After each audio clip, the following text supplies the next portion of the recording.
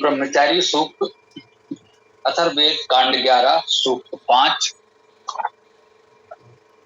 आज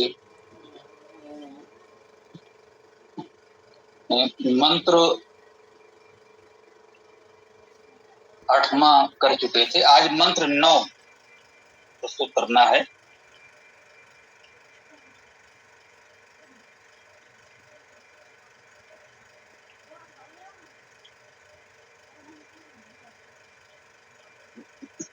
ओम इमां भूमिं पृथिवीं ब्रह्मचारी भिक्षाम आजभार प्रथमो दिवं च ते कृत्वा समिधो उप आस्ते तजो अर्पिता भुवनानि विश्वा। इमाम इसको सर्वनाम है, द्वितीय वचन। भूमिं भूमि को, पृथ्वी पृथ्वी को, ब्रह्मचारी तो प्रकरण चल ही रहा है। ब्रह्मचारी शब्द यहाँ प्रथमा एक वचन में है, अर्थात कर्ता वही है। तो ब्रह्मचारी इमाम भूमिं पृथ्वी, इस भूमि पृथ्वी को, ये भूमि जो कुछ हुआ है, जिस पर सब कुछ होता है, जो कुछ हम होता हुआ देख रहे हैं वो सब भूमि ही है। इसी भूमि पर ही सब कुछ हो रहा है, इसलिए इसे भूमि भी कहा। पृथ्वी पृथ्वी को, इस विस्तृत को, विस्तार को, धातु का अर्थ विस्तार करना, विस्तार होना है। तो भूमि विस्तृत, इमाम भूमि पृथ्वी, इस विस्तृत भूमि को, ऐसा अर्थ कर सकते हैं अनुभव हम लोग। तो ब्रह्मचारी इस विस्तृत भूमि को भिक्षाम आजभार प्रथमो दिवं चा, भिक्षाम भिक्षा को, आजभार उपसर्ग सम्यक समन्ता, जभार आभरण किया, ग्रहण किया। प्रथमो प्रथम, दिवं चा दिव को, दिवलोक को। कह रहे हैं ब्रह्मचारी ने इमाम भूमि पृथ्वी, इस विस्तृत भूमि को सबसे पहले, प्रथमो प्रथम, चा और दिव को, दिवलोक को, प्रकाशमान को, जो धातु है प्रकाश होना आदि आदि अनेक अर्थ उत्तम इसमें है। दिवम अर्थात दिव को, प्रकाशमान को। भिक्षाम आजभार, भिक्षा को पूरित किया।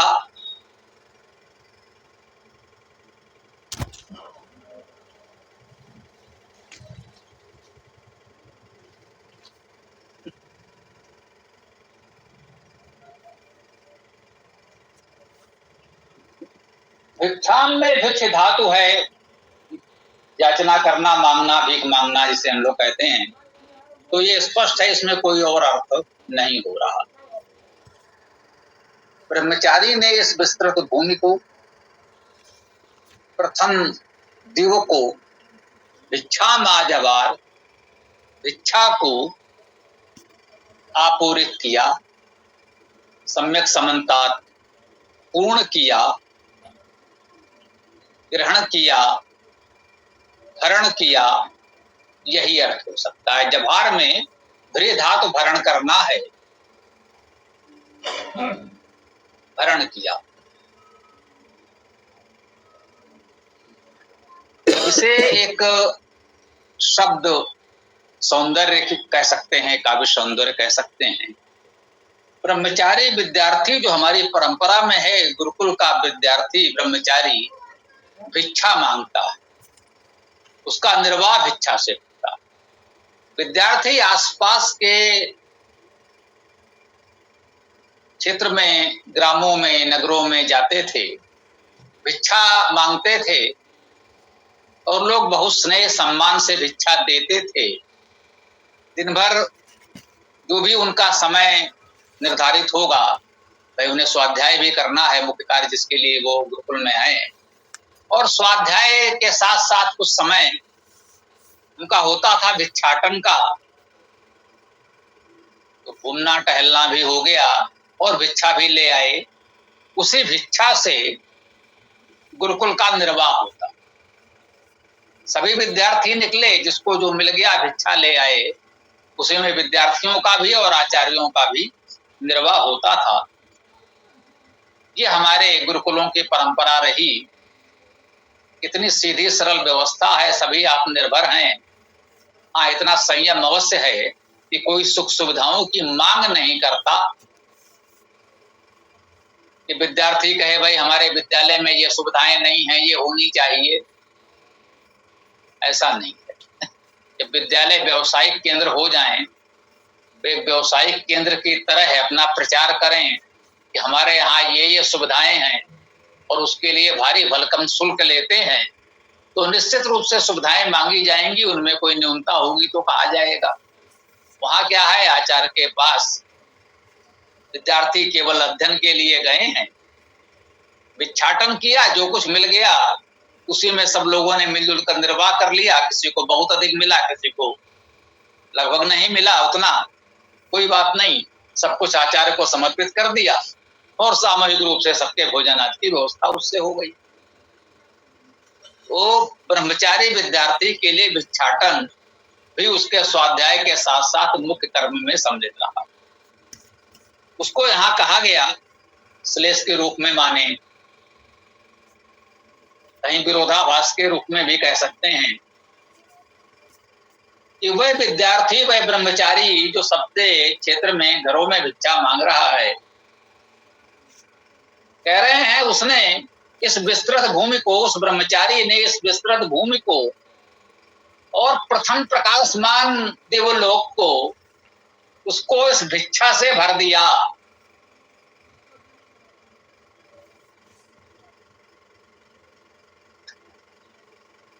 हमारे विचार से यहाँ पर इसका भाव संपूर्ण प्रकृति की जानकारी प्राप्त करने से है।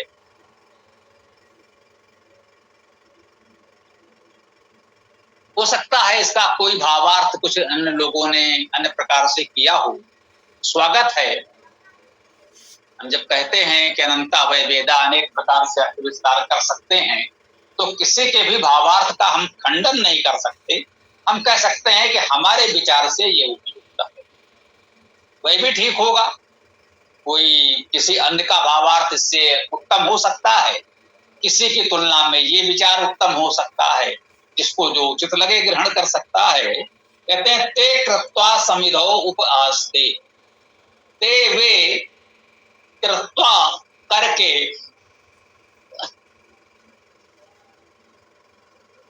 समिधौ, समिधा में सम उपसर्ग है, इधि इंद्र धातु है, प्रकाश होना, प्रकाश करना। समिधौ समिधा में सम्यक प्रकाश में उप आस्ते, उप समीप आस्ते बैठते हैं।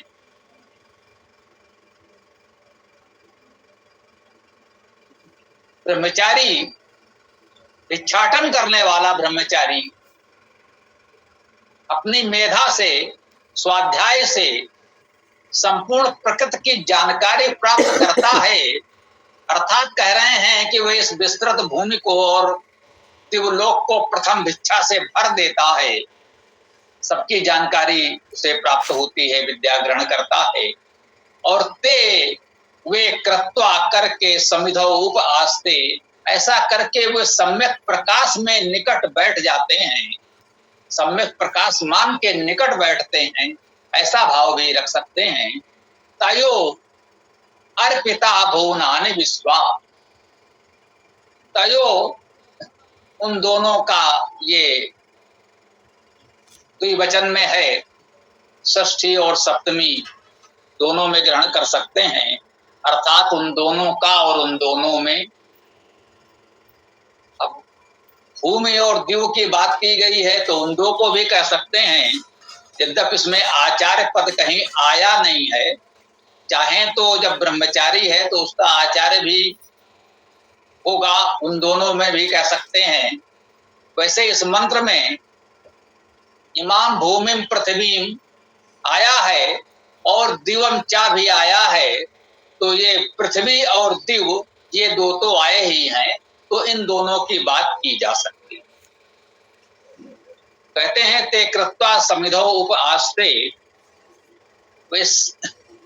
ऐसा करके सम्यक प्रकाशमान में उपासना करते हैं, निकट बैठ जाते हैं।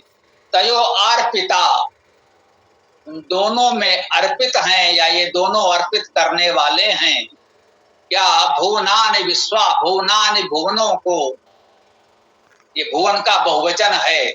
भुवनानि, जितने भी भुवन हो, कितने भुवन हैं, इस पर लोगों के अपनी जानकारी जितनी हो, जिस समय जिसको जितनी जानकारी हो पाई उतने भुवन कहे गए।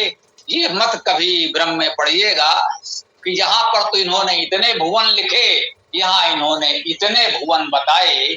इस अनंत ब्रह्मांड में कितने भुवन किस रूप में किसने देखे जाने समझे, इसमें से किसी को अंतिम सत्य मत मानिएगा। आगे और भी नए भुवनों ब्रह्मांडों की खोज होती रही। आज की भाषा में कह लें, आकाश गंगाएं कितनी हैं। प्रारंभ में हम लोग कुछ पढ़ते थे कितनी हैं, अब कितनी है वो संख्या समाप्त हो गई। आकाश गंगाओं की संख्या भी लगभग असीमित जैसी मानी जा रही है। अब भुवन, आप पृथ्वी जैसे भूमि को कह लें, इसके भी कुछ भागों, महाद्वीपों, देशों को कह लें, या इस सौरमंडल को भुवन कह लें, आकाश गंगा को भुवन कह लें। ये भुवन किसके लिए प्रयोग हुआ है, इस पर भी शोध करते रहें। भुवन कितने हैं, यहाँ इतना ही निवेदन है, कोई संख्या निश्चित न करे। कहा गया भुवनानि, बहुवचन में कहा गया, बहुत से भुवन, सभी भुवन। यानी भुवनानि विश्वा, विश्व का अर्थ है सभी, विश्वा भी बहुवचन में, वैदिक भाषा में बहुवचन हो जाता है। भुवनानि विश्वा अर्थात सभी भुवन, उनके लिए ये सभी भुवन अर्पित हैं। तो ब्रह्मचारी इस भूमि को, पृथ्वी को और प्रथम दिव्य प्रकाश को, भिक्षाम, भिक्षा को जवार, आजवार समन्तात सम्यक ग्रहण करता है। ते वे, या उन दोनों को समिधो सम्यक प्रकाशित करके उप आस्ते उपासना करता है, समीप निकट स्थित होता है। तयो, उन दोनों में विश्वा अर्थात सब, सभी भुवनानि भुवन अर्पिता अर्पित हैं। ये इस मंत्र का अर्थ हम लोगों ने जाना समझा, और यहाँ पर हम अपने इस मंत्र व्याख्या को विराम दे सकते हैं। आप लोगों का जो भी प्रश्न विचार आदि हो प्रस्तुत कर सकते हैं। ओम खम ब्रह्म।